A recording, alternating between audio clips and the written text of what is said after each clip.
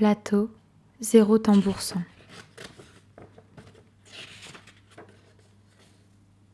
De Paul Toinet, édition Berger-Levrault, 5 rue Auguste-Lecomte, 1929. Toi seul, artilleur, mon cher frère, reconnaîtras dans ce titre hermétique le commandement par lequel tu pointais tes canons. Je voudrais que son évocation t'apporte l'hommage de ce livre, te remette en mémoire le rôle, parfois calomnié, exagéré parfois, toujours bruyant, qui fut jadis le tien, et ressuscite devant tes yeux émus les fastes d'un passé lourd de joie, de souffrance et de gloire. Premier épisode, la trouée. Quittant Chalon-sur-Marne, par une des routes qui se dirigent vers le nord, le voyageur, lorsqu'il a franchi quelques lieues à travers une campagne qui étale à perte de vue ses cultures d'un vert et d'un jaune alternés, éprouve tout d'un coup une magnifique surprise qui vient rompre à propos la monotonie de l'étape. Au détour du chemin, derrière un rideau d'arbres, barrant la route de sa masse imposante, surgit soudain, à 800 mètres de distance, une flamboyante cathédrale gothique. Elle se dresse, majestueuse et isolée, dominant la campagne champenoise et ses faibles ondulations, de toute la hauteur de ses deux clochers inégaux, blancs et fleuris, fouillés de découpures qui encadrent des fragments de ciel bleu, et le voyageur, parcourant face aux ogives des 3 portails l'avenue royale de cette somptueuse demeure, se demande quel vœu de prince, quel caprice de moine, quel rêve d'artiste a fait jaillir du sol cette prière de pierre perpétuellement lancée vers Dieu.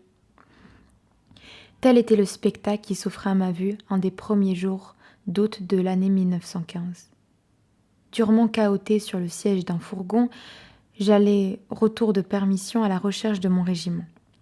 La basilique de Notre-Dame de l'Épine se découpait claire et nette sur le ciel irradié, tandis qu'à ses pieds s'estompaient dans la poussière et la brume d'une chaude journée d'été finissante les maisons humbles et basses d'un village, et c'est sous le charme de cette vision inattendue qu'à l'orée même du bourg de Cortisol, j'aperçus mon ami Carvez, qui me barrait la route en un geste d'accueil et de halte. Je sautai à bas de mon siège. Carvez, passant son bras sous le mien, se mit incontinent en devoir de raconter toutes les nouvelles qu'il avait hâte de partager avec moi, et je l'écoutais d'une oreille attentive. Donc le chemin de fer avait enlevé mon régiment.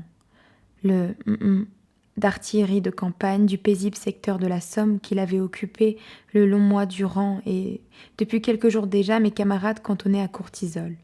Ce voyage avait un but. Il s'agissait...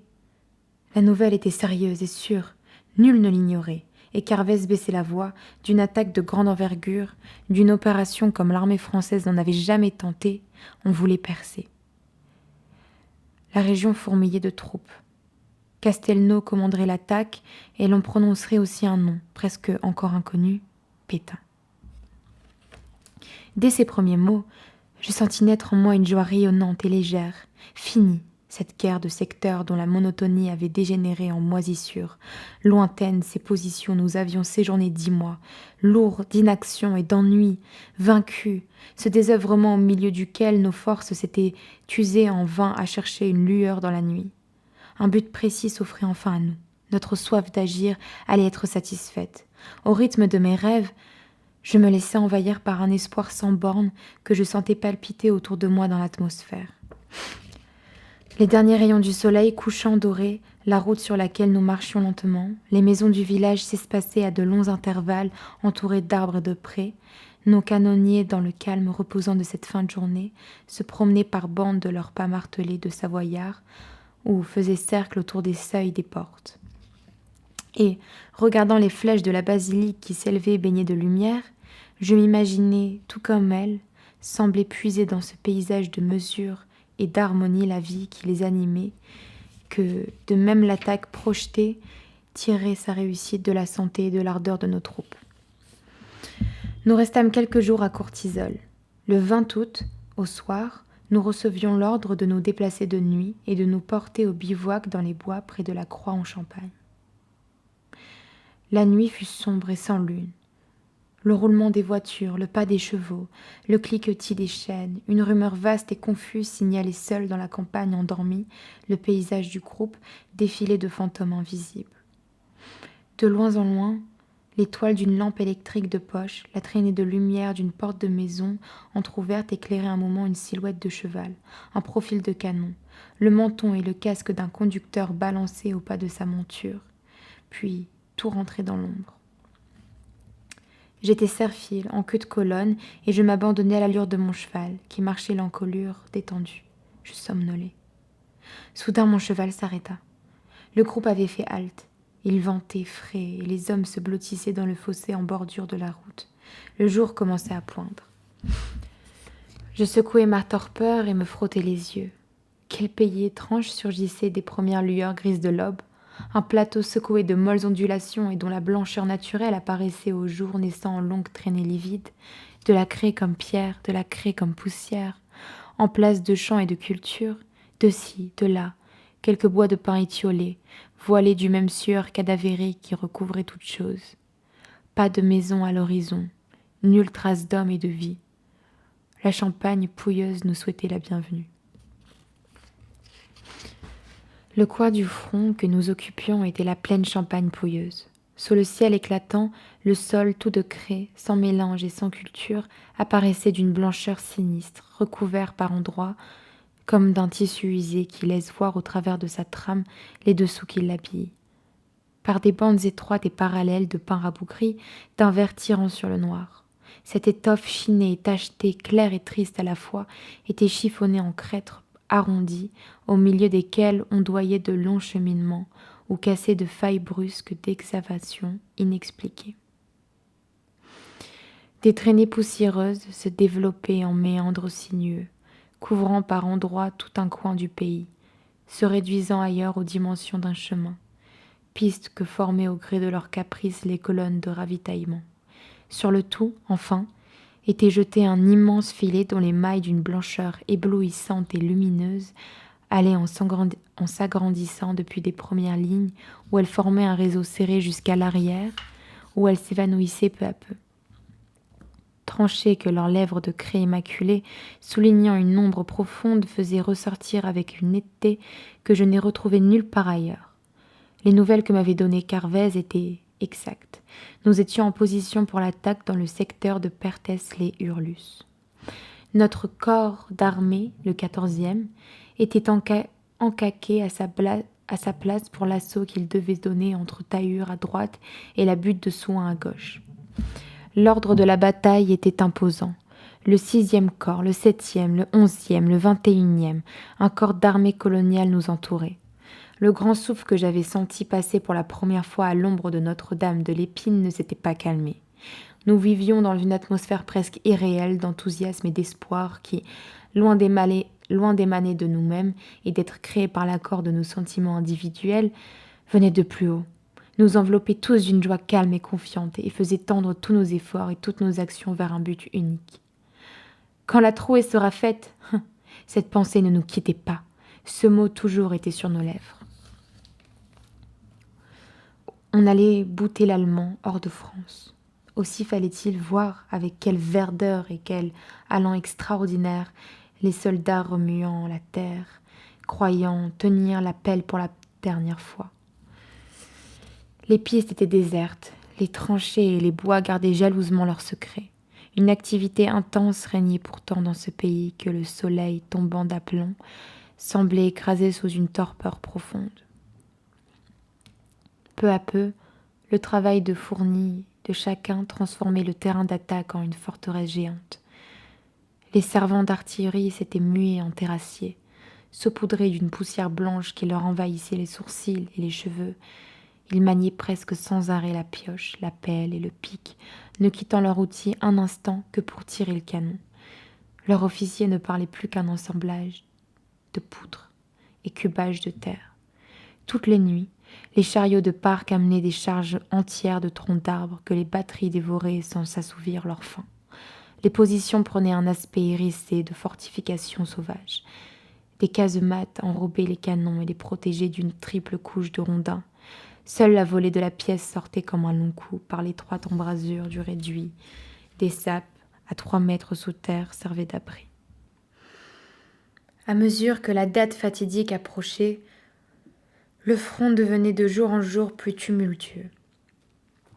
Vers midi, un ronronnement lointain d'abord, mais qui se rapprochait rapidement, nous faisait lever les yeux vers le ciel. Puis 2, 3 avions suivaient le premier. Un bourdonnement continu nous couvrait d'une voûte murmurante, et dans le ciel d'un bleu limpide et uniforme, les oiseaux commençaient leur ronde. Ils étaient une douzaine qui tournaient en cercle, s'éloignaient, brillaient par moments comme une étoile au firmament, disparaissaient très haut ou descendaient très bas, nous laissant distinguer leurs pilotes et leurs cocardes, et nous étourdissant d'un bruit de tambour. À leur voix, une à une, les batteries entraient en branle et le front s'allumait en une vaste canonnade qui avait un air de fête car l'allemand ne répondait pas. Durant ces après-midi qui sentaient la poudre, j'accompagnais souvent le commandant Thorel à l'un ou l'autre observatoire. Nous restions de longues heures sans parler, contemplant avec des yeux avides, comme s'ils eussent été la terre promise, ce pays qui n'était plus, et pas encore, nôtre. Il se présentait à nous en vaste panorama, suite de collines séparées par des vallées transversales et qui allaient s'élevant jusqu'à l'horizon lointain. Les bois y paraissaient plus nombreux et plus touffus, la terre moins aride et moins désolée que dans notre domaine présent. Nous cherchions à en imprimer dans nos yeux les moindres détails, à y deviner nos futurs cheminements, nos emplacements probables, les traquenards qui nous y attendraient. Soulignant de son doigt sur la carte une corne allongée du bois du paon, le commandant me disait toujours « Voyez-vous, Lescaut, nous tâcherons de nous mettre en batterie ici. » Puis, me désignant un ruisseau qui prenait sa source à Tahure, « Il n'y a que 2 points d'eau dans ce pays. Somswip, qui est derrière nous, et d'où nous nous éloignerons, est Tahure. Lescaut, nous devrons avancer rapidement, et nos chevaux boiront aux sources de la Dormoise. » La préparation d'artillerie dura 3 jours. Ce fut un tonnerre ininterrompu et formidable, atteignant son maximum quand toutes les batteries tapaient à la fois, diminuant quelquefois d'intensité, mais ne s'arrêtant jamais. Du haut de notre observatoire, le spectacle était splendide et tragique. Devant nous s'alignaient les tranchées allemandes, amoncellement de terre remuée, énormes taupinières donnant en temps ordinaire la sensation du chaos et de la mort. Mais à ces moments-là, les tranchées vivaient une vie diabolique. Elles étaient couronnées d'une série d'aigrettes qui s'élevaient et retombaient sans cesse.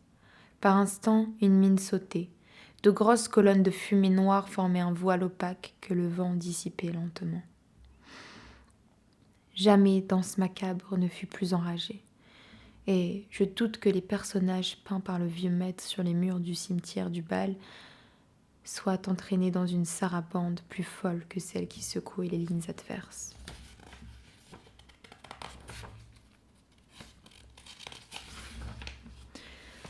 Le 25 septembre 1915, à la première heure, chacun était debout. L'attaque était pour ce jour-là, où nous avons laissé dans l'ignorance de l'heure. Tout était prêt.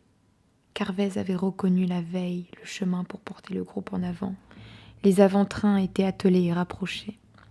Le temps magnifique, la veille encore, s'était gâté. Un vent d'ouest soufflait par rafales, bousculant devant lui des nuages bas et ventrus qui nous saupoudraient au passage de quelques gouttes d'eau. Le commandant Thorel, Carvez et moi, nous tenions tout équipés au poste de commandement du groupe. Aucun ne disait mot, et rien n'aurait indiqué à un observateur non averti notre attente anxieuse. Une émotion réelle et profonde nous étreignait pourtant. À 8h30, nous connûmes l'heure, 9h15. 40 minutes nous en séparaient. Assourdissant nos oreilles, emplissant l'atmosphère, notre canonnade continuait à la même cadence pour ne pas éveiller l'attention de l'ennemi. 9h15. Ils doivent sortir, on va les voir. 9h16, rien. 9h17, rien encore. Le commandant essuyait nerveusement les verres de ses jumelles. Une angoisse que j'écartai d'instinct, car elle lui était trop horrible, me tenaillait la gorge. Une voix étranglée articula soudain près de moi. Ça y est, ils sont partis. Dans le paysage terne et mouillé, nos fantassins sortaient des tranchées.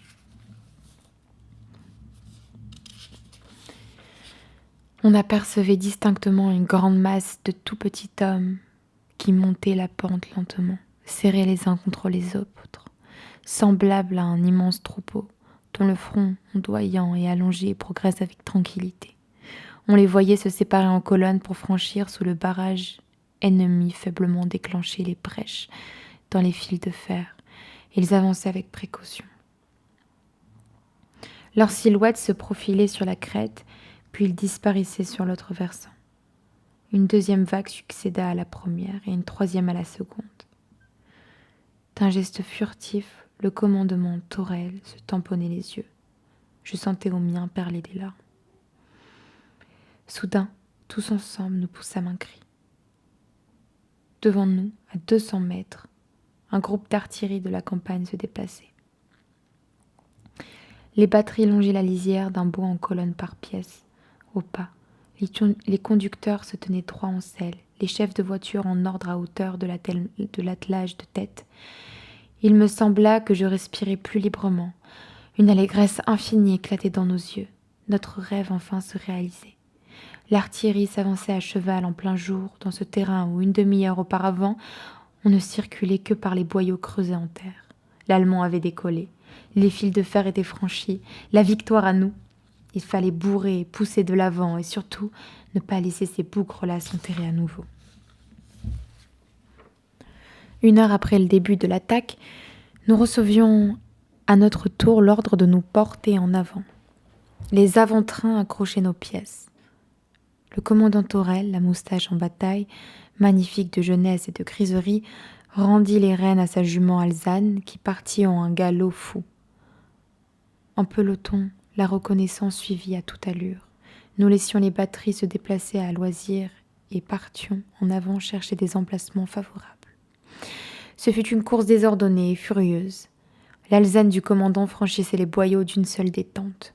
Nous traversons Perthès-les-Hurlus, village plein de ruines, de troupes de réserve, de cuisines roulantes et de gaz lacrymogènes. Nous arrivons à nos premières lignes, le seul chemin pour voitures et cavaliers que le génie ait encore tracé et obstrué par le passage d'un groupe d'artillerie. Le commandement Thorel ne supporte pas d'attendre. Il met pied à terre, la reconnaissance continue. Les brèches que nous avons faites à coups de canon dans les fils de fer offrent un passage. Foyée par les obus, la terre présente un aspect grenu et désossé. Les trous se sont effacés mutuellement et le sol devenu meuble s'est déversé dans les grands entonnoirs. Des tronçons de fils de fer à moitié enterrés serpentent traîtreusement. Les tranchées allemandes éboulées s'affaissent sur elles-mêmes. On dirait le lit capricieux d'un ruisseau à sec encaissé entre ses bords croulants qui laissent pendre une barbe de détritus et de petites racines. En sautant le fossé, on distingue d'un coup d'œil allongé dans le fond des formes verdâtres et terreuses. Des gueules de sapes renvoient l'écho de cris et d'éclatements de grenades. Et je songe en frissonnant à la besogne sinistre, désignée sous le nom officiel et poli de nettoyage qui s'accomplit en ce moment. En contrebas du premier réseau de tranchées, mon œil embrasse un vaste plateau légèrement concave, qu'en face de nous, à quelques centaines de mètres, borde d'une ligne vert sombre la lisière irrégulière du bois du paon. Le pré est tacheté de trous d'obus qui forment sur le fond vert et terne de grandes étoiles brunes d'où rayonnent des projections de terre. Quelques rares capotes bleues jonchent le sol, cadavres aux jambes demi-ployées, aux bras demi-allongés, ils ne sont pas laids. Des colonnes de prisonniers passent sous escorte.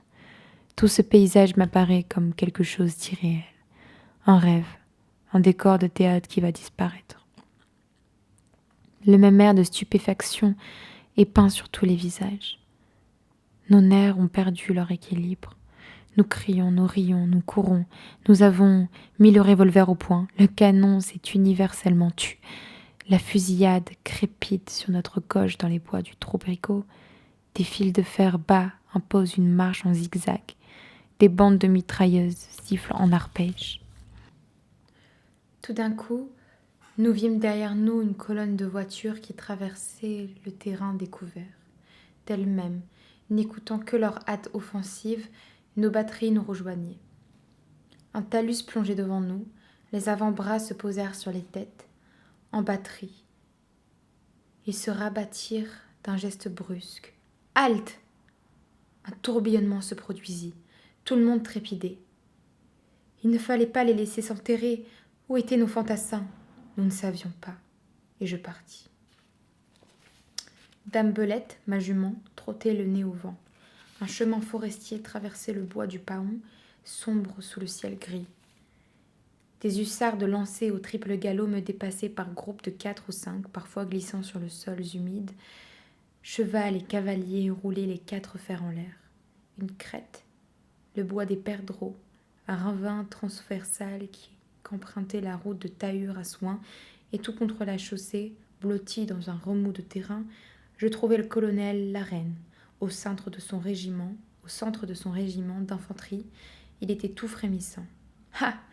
Mon petit artilleur, vous voilà, magnifique ce matin, presque pas de perte. Nous sommes partis avec le drapeau et la musique, comme à la promenade.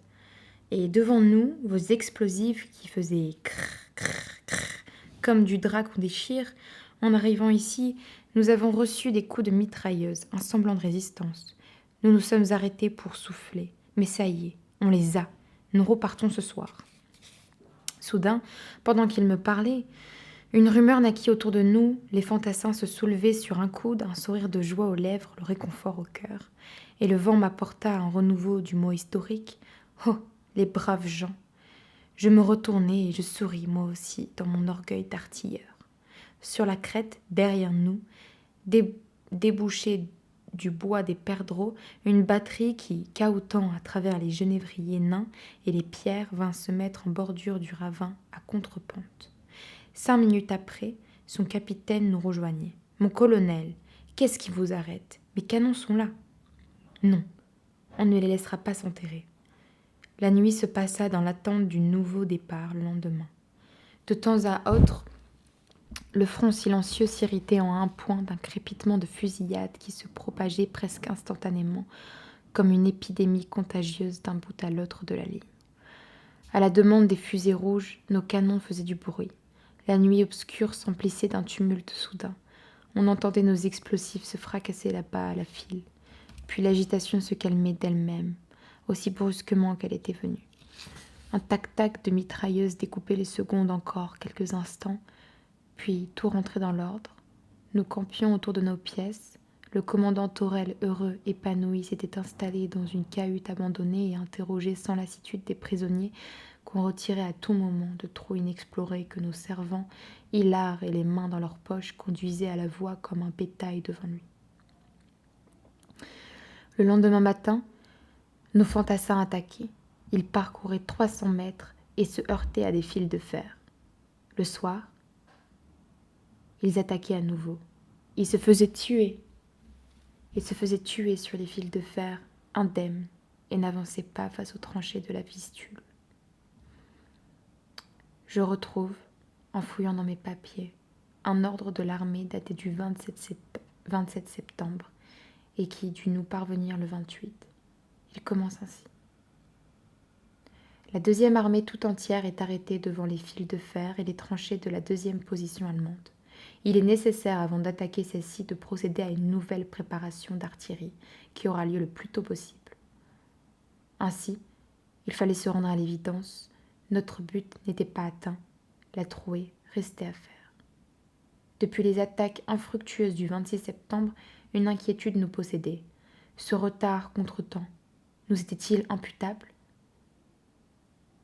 N'avons-nous pas poussé assez fort ? N'avions-nous pas soutenu notre infanterie suffisamment ? Il nous semblait avoir fait tout ce que nous avions pu.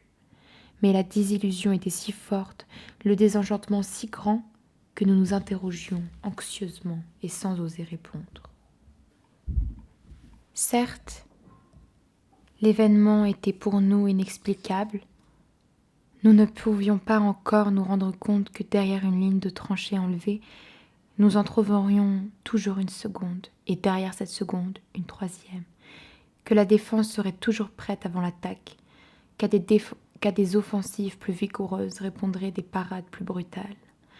L'expérience que nous possédons aujourd'hui pouvait seule nous dire que la victoire palpable ne serait à nous que lorsque nous aurions battu l'ennemi moralement et que le dernier quart d'heure serait le but et donnerait le résultat de la guerre. N'importe, pour nous. Ces lignes allemandes redevenaient les dernières à enlever, derrière lesquelles nous trouverions l'espace libre. Nous ne pouvions pas ne plus espérer, mais il fallait aller vite. Chaque minute perdue, c'était du côté des Allemands. Un coup de pioche, une tranchée, un fil de fer de plus. Et presque toutes les nuits, pendant la première semaine, à 4 heures du matin, le commandement nous envoya un plan d'opération pour la journée. Les prescriptions en étaient simples. Les réglages d'artillerie devaient être finis le jour même vers 8 heures. Du matin, le tir de démolition achevé à midi, heure à laquelle aurait lieu l'attaque. Mais ce n'était pas en 3 heures que nous pouvions refaire ce qui nous avait été demandé en 1 mois de préparation. Il fallait se reconnaître, trouver des postes d'observation. Les lignes téléphoniques posées à la diable et constamment détruites par le feu de l'ennemi étaient à rétablir chaque jour. Chaque jour, servants et officiers étaient plus harassés. Je me suis promis de m'abstenir ici de toute critique facile, oiseuse et vaine. Il faut bien le dire néanmoins, nous avions tous l'impression, à tort ou à raison, je ne veux ni juger, que le commandement, retranché derrière des cartes et des crayons bleus, poursuivant son idéal envers et contre tout, refusait de regarder en face la réalité. Les jours s'écoulèrent, sans résultat atteint. De l'arrière, on suspectait l'artillerie de mollesse et de manque d'ardeur. De l'avant, c'était bien autre chose. Car les réglages avaient beau ne pas être faits, les démolitions pas entamées, l'attaque avait lieu sinon à midi, du moins à 2 heures. Les pertes s'ajoutaient aux pertes, les insuccès aux insuccès. Un officier du groupe restait toujours en liaison avec les fantassins. Le 29 septembre, ce fut mon tour d'y aller. Dans le même ravin que le premier jour en bordure de la route de Tahure à Soins, je trouverai le colonel d'infanterie. Le ravin et le bois environnant étaient maculés de petites niches individuelles profondes de 50 centimètres, entourées comme les constructions que les enfants font dans le sable de grosses pierres blanches et recouvertes de toiles et de tentes couleur feuilles mortes tendues à plat. Sous ces abris, semblables à des lièvres au gîte, on entendait remuer, grogner dans le brouillard humide et froid de septembre des hommes. Parfois la toile de tente rejetée brusquement laissait voir un corps recroquevillé, encastré dans la niche, qui se détendait, les reins malades d'une nuit sur la terre nue, une tête sale aux yeux chassieux, à la barbe longue, des godillots racornis, couleur de terre. Une amorce de boyaux qui protégeait jusqu'à hauteur des genoux conduisait vers le nord. Il était bordé tout au long des cadavres, pris par la mort dans les positions les plus diverses, les uns, la tête en avant, la pioche à la main, les autres, étendus sur le dos comme s'ils se reposaient. Chose curieuse, presque tous avaient gardé leur physionomie humaine, mais ils ricanaient abdominablement et étaient tout noirs. L'accueil enthousiaste du premier jour avait disparu. Nos régiments du 14e corps avaient été relevés et remplacés par ceux du 16e. Les officiers ignoraient systématiquement l'artilleur qu'ils croisaient. Les soldats accroupis me regardaient passer d'un œil torf, grommelaient derrière moi. Plusieurs fois, un mot anonyme me gifla. « Assassin !» Ils étaient fermement persuadés que tous les obus qui tombaient dans leurs tranchées provenaient des pièces françaises mal pointées. Les pauvres gens, certes, ce ne sont pas ceux qui ont vu leur souffrance, partagé leurs désillusions, connu leur effort inutile et compté leurs pertes, qui pourront jamais leur reprocher les excès d'injustice où la situation critique les entraînait. Nos fantassins ont-ils reçu des obus français ? Oui, certainement. La précision du tir de siège que l'on nous demandait à nouveau n'était pas compatible avec l'improvisation de la guerre de mouvement. Mais surtout, dans l'excès des fatigues, dans l'écroulement des rêves, dans la perspective de l'attaque du soir ou du lendemain, les nerfs ébranlés de chacun faisaient attribuer au canon français tous les coups reçus. J'en eus plusieurs fois la preuve. Et grossi d'échelon en échelon, colporté de bouche en bouche, se créait la légende de notre maladresse et de notre insouciance dont je recueillais l'écho. Je reconnus ce jour-là l'inanité de nos efforts. Nos lignes étaient sur le versant d'une crête, sur l'autre pente, que sa déclivité nous permettait difficilement d'atteindre. Complètement cachés à nos yeux s'étendaient les fils de fer allemands qu'on n'apercevait que lorsqu'on était au milieu d'eux. Le réglage était trop délicat et exigeait trop de notre précision pour être fait avec le recours d'un avion. On ne voyait pas, on ne pouvait rien faire. Nous vécûmes alors une des périodes les plus douloureuses de la guerre. Nous nous accrochions à notre idée de la trouer comme un naufragé à une épave. C'était un déchirement trop brusque que de renoncer d'un seul coup à tous nos rêves. Mais tous les jours, un peu plus, notre attente nous paraissait vaine et notre espoir s'éloignait. Nous savions notre impuissance à briser avec nos canons l'obstacle invisible. Les reproches de l'arrière nous écœuraient, ceux de l'avant nous faisaient du mal. Chaque jour, sur les photographies d'avions que l'on nous communiquait, nous voyions les tranchées allemandes se rejoindre et se multiplier. L'artillerie ennemie, presque nulle au début car nous avions tout enlevé, devenait chaque jour plus active. On la sentait se renforcer en nombre et en calibre, pour ainsi dire à vue d'œil. La batterie de notre groupe, placée en pointe pour une attaque de quelques heures, ne pouvait soutenir cet effort de plusieurs jours. Il fallait la ramener en arrière. Nos pertes en officiers et en hommes étaient telles que nous ne pouvions plus armer que les 2/3 de nos pièces. Dès longtemps, les servants avaient repris leurs pioches et s'étaient enterrés sous la terre protectrice. Le commandement Thorel s'était installé dans une ancienne batterie de 77 prises par nous. Nous avions trouvé les artilleurs allemands tués sur leurs pièces, au milieu d'amas sans nom de détritus, de cartouches, de sacs, de jumelles. Nous habitions la maison des officiers, une installation relativement confortable dénommée Haus Barbara par son précédent propriétaire allemand. Que de longues et tristes heures j'ai passées, allongé dans cet abri, le masque à gaz sur le visage, sous le bombardement épouvantable et obstiné de l'artillerie allemande reconstituée. Nous n'espérions plus qu'une chose, la réussite d'un des corps d'armée voisins qui déclencherait tout le front.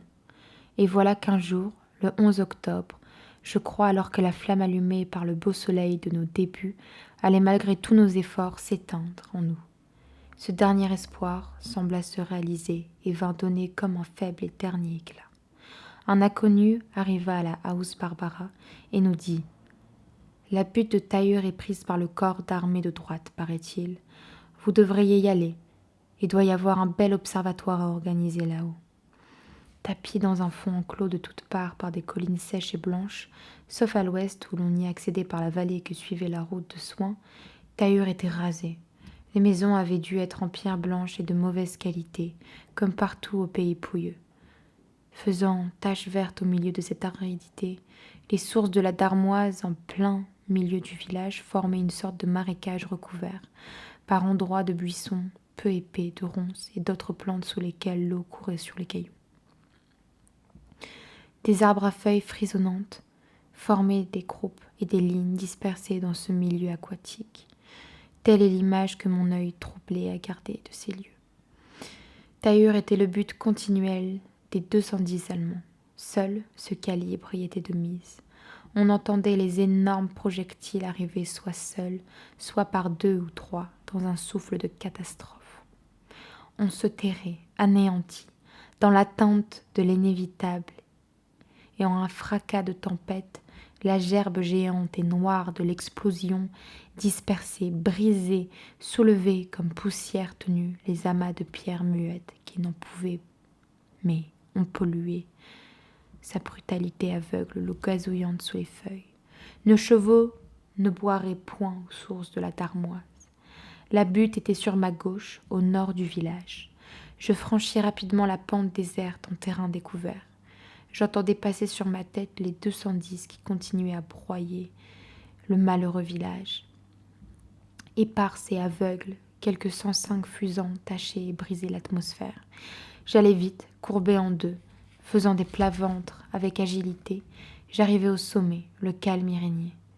C'était une petite plateforme garnie d'un bois, le bois des murs, comme l'appelait le blanc directeur, qui était formé d'arbres grêles et rares.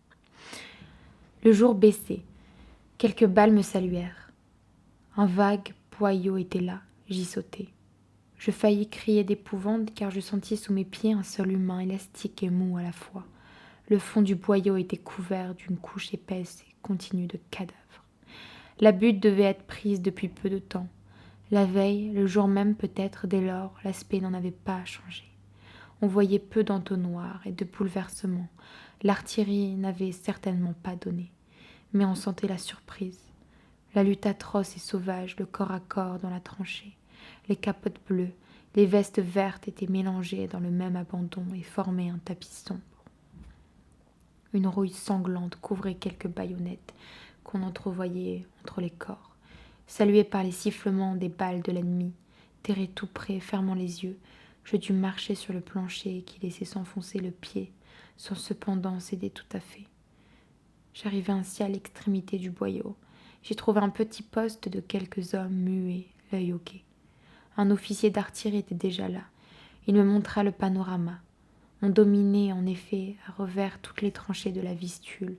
On voyait admirablement les positions et les fils de fer ennemis.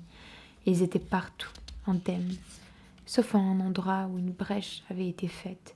Mais une mitrailleuse allemande placée en face l'avait fermée d'une barrière de cadavres d'assaillants. L'observatoire était celui qu'il nous fallait. Je revins rapidement à Haus Barbara. La nuit même, j'installai une ligne téléphonique. Le lendemain, nous eûmes péniblement la communication durant 1 heure. Le surlendemain, nous étions relevés. Notre première étape en quittant la Champagne fut Tony-au-Bœuf. Ce nom était déjà un symbole de repos. Nous y dorâmes durant quelques journées admirables d'automne. La Marne se déroulait large, paisible et puissante entre deux rives de prés d'un vert doré, bordées de grands ormes dont les feuilles étalaient sur l'azur du ciel un jaune puissant et plein d'arrière-saison. On eût dit d'un parc. Nous nous promenions encore hébétés, les yeux pleins de cette nature merveilleuse, faisant jouer nos membres avec un plaisir nouveau. L'attaque d'où nous revenions nous avait grandi dans notre propre esprit. Le soleil s'était seulement éclipsé. Il reparaissait voilé de mélancolie. Le corps d'armée, disait-on, était réservé pour la prochaine offensive de printemps. Et une crainte timide luttait dans nos pauvres cœurs avec un orgueil instinctif et irraisonné.